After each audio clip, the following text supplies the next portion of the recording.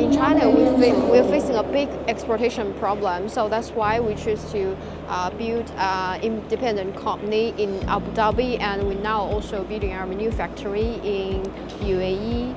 So we're going to have 2 headquarters in UAE, so actually we got a big blueprint, so that's why we are here to call ourselves a UAE company. This is one of our key products.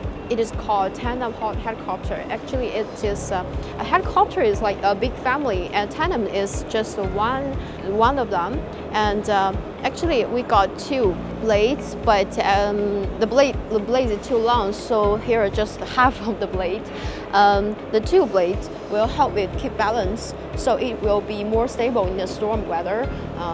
It will be like behave better than this one, actually. And the endurance will be 3 hours, and the payload capacity is 300 kilograms.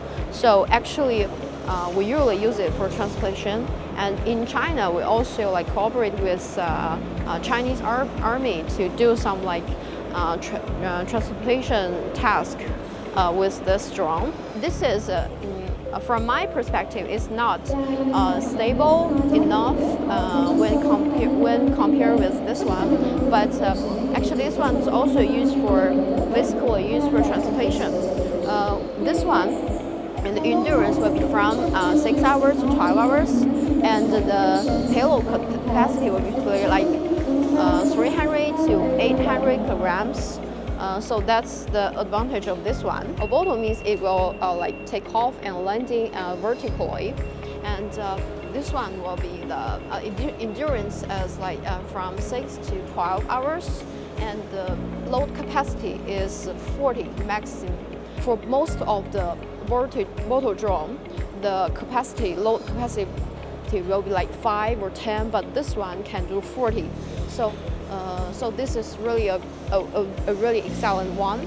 And a VTOL usually used for patrolling or surveillance. This one's called a fuel-powered multi-rotor drone.